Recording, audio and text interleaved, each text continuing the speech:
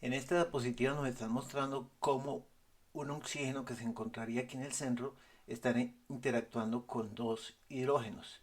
Y aquí quedarían dos pares de electrones que no están coordinados, es decir, que no se están compartiendo con ningún otro elemento. Entonces, esta disposición del oxígeno en el centro de los dos electrones, de los dos pares de electrones, cada uno de los cuales forma un vértice, un hidrógeno que forma un vértice y otro hidrógeno que forma otro vértice, forman una estructura tetraédrica, llaman ellos imperfecta. ¿Por qué?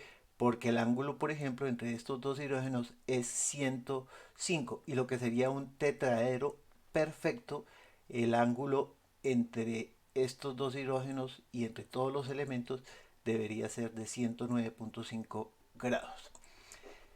Debido a que el oxígeno está interactuando con hidrógenos y debido a que el oxígeno tiene una electronegatividad mayor que los hidrógenos, por ejemplo, de 3.5, mientras la electronegatividad del hidrógeno es 2.1, entonces los electrones que se están compartiendo están más hacia el lado del oxígeno y además como tiene electrones no compartidos aquí, hace que la molécula de agua se organice en forma de dipolos. Entonces, aquí forma dipolos y aquí forma dipolos, lo cual le permite formar un polo positivo, puede interactuar con un polo negativo, formando un puente de hidrógeno.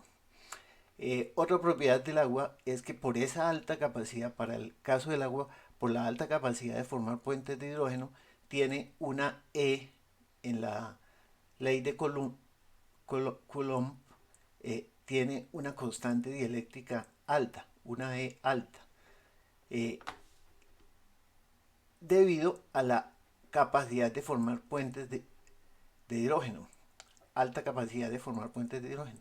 Entonces, eso hace que dos cargas que están interactuando o se están repeliendo, que están interactuando entre sí, por la alta, entre mayor sea la constante dieléctrica, más se disminuye la interacción, la fuerza de interacción entre las dos cargas. Entonces, esta alta constante dieléctrica tiene la tendencia a separar moléculas que están interactuando, que son moléculas cargadas. Por ejemplo, el cloruro de sodio, el NaCl sin agua, entonces interactúan eh, muy fuertemente. En cambio, en presencia de agua en una solución acuosa, el sodio se separa del cloro por el efecto, por la constante dieléctrica de agua, porque entonces ya el sodio forma puentes de hidrógeno con moléculas de agua y el cloro forma puentes de hidrógeno con moléculas de agua. Entonces aquí vemos cómo una molécula de agua puede formar puentes de hidrógeno con otra molécula de agua. ¿Por qué? Porque hacia el oxígeno hay un polo, en el dipolo hay un polo negativo, momento polar negativo, y hacia el hidrógeno hay un momento polar negativo, positivo, perdón. Entonces, entre este oxígeno y este hidrógeno se pueden formar un puente de hidrógeno. Aquí nos están mostrando cómo una molécula de agua que está aquí en el centro está interactuando con una, dos, tres y cuatro moléculas de agua. Entonces, igual, entonces aquí el número máximo de puentes de hidrógeno que puede formar una molécula de agua es uno, 2, 3 y 4. Y aquí lo está formando. Entonces nos dicen que en el agua la interacción de una molécula de agua en promedio es de 3.5. Es decir, que en algunos casos una molécula de agua está interactuando con 4 y en otros casos está interactuando solo con 3. Por eso en promedio en solución acuosa solo hay interacción de 3.5 moléculas de agua. Los dipolos de la molécula de agua también puede formar puentes de hidrógeno con otro tipo de moléculas. Entonces, por ejemplo, con los grupos hidroxilo de alcoholes, entonces el grupo hidroxilo tiene un polo negativo que puede, un polo positivo, perdón, el hidrógeno del grupo hidroxilo tiene un polo positivo que puede formar puentes de hidrógeno con el oxígeno de una molécula de agua. Aquí tenemos también un grupo hidroxilo y en este caso es el oxígeno el hidrógeno está formando puentes de hidrógeno con otro OH, pero ya el hidrógeno de un grupo hidroxilo con el oxígeno de otro grupo hidroxílico de otro alcohol. Aquí también se ve que se pueden formar puentes de hidrógeno entre un oxígeno que tendría un polo negativo con un nitrógeno que está a su vez unido con un nitrógeno que tiene una polaridad de una electronegatividad de 3 y este tiene 2.1. Entonces aquí también se podría formar un puente de hidrógeno entre un oxígeno de un grupo ceto y un hidrógeno de un grupo amino o amida. La energía de un puente de hidrógeno es de 4.5 kilocalorías por mol, por eso en el libro nos dicen que es menos del 5% de un enlace covalente oxígeno-hidrógeno de un grupo hidroxilo, que según esta tabla esa energía es de 110 kilocalorías por mol, mientras que la energía de un puente de hidrógeno es de 4.5 kilocalorías por mol. Entonces aquí nos muestran también la formación de enlaces covalentes y la energía de cada uno de estos enlaces covalentes, incluido el que ya mencionamos entre el oxígeno y el hidrógeno, por ejemplo en el caso de los grupos hidroxilo de los alcoholes. Aquí nos están mostrando que se forman interacciones hidrofóbicas, que más que interacciones hidrofóbicas es asociaciones hidrofóbicas. Entonces aquí esta eh, molécula o sustancia no polar interactúa con esta otra, o no interactúan porque no hay interacciones, nos dice el libro, son más bien una asociación hidrofóbica. Entonces nos dicen aquí, por ejemplo, si están separadas estas dos moléculas hidrofóbicas, eh,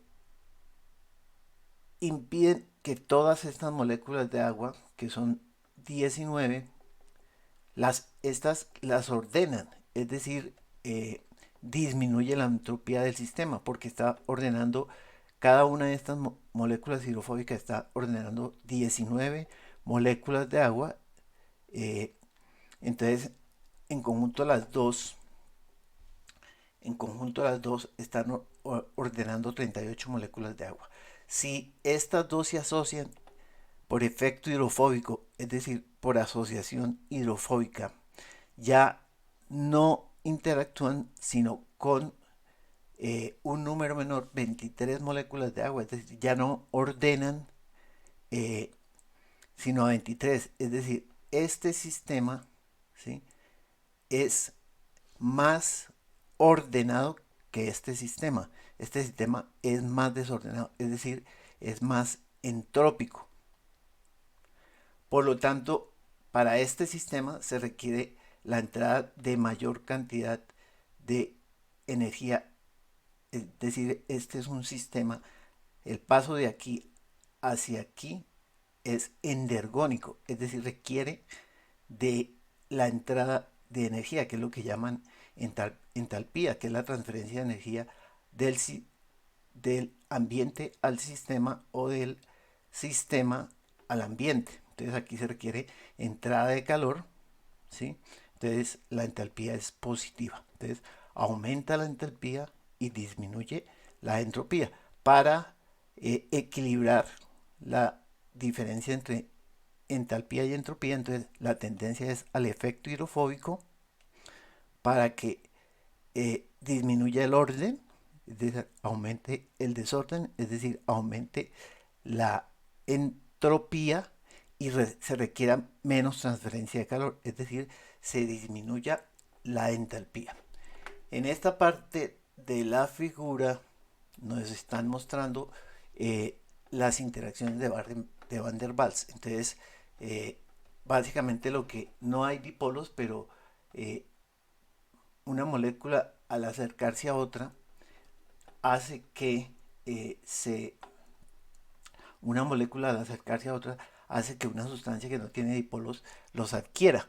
Entonces, en la medida en que se van acercando esos dos átomos de dos moléculas, va aumentando la energía de interacción de las dos, hasta que llegan a un radio que se llama el radio de Van der Waals, y ya si se acercan las dos elementos empiezan a repeler, es decir, la interacción se desfavorece entre esos dos elementos de esos dos átomos. Entonces, a una distancia mayor que el radio de Van der Waals, entonces va disminuyendo la interacción en las dos moléculas. En la medida en que los dos átomos o moléculas se van aproximando, va aumentando la energía de interacción que llega a su máximo en el radio de Van der Waals. Si se acercan demasiado, entonces ya se empiezan a repeler a una distancia más corta que el radio de Van der Waals.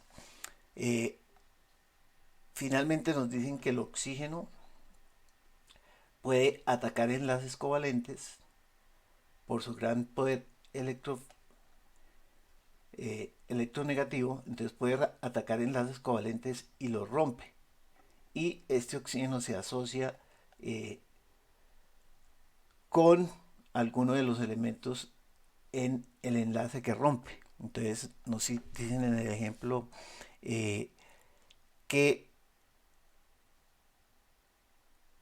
el oxígeno del agua hace ataques nucleofílicos para romper los enlaces fosfodiéster en el DNA, en el enlace peptídico. Por eso esas rupturas de esos enlaces se llama hidrólisis, porque quien hace el ataque nucleofílico es el oxígeno de moléculas de agua.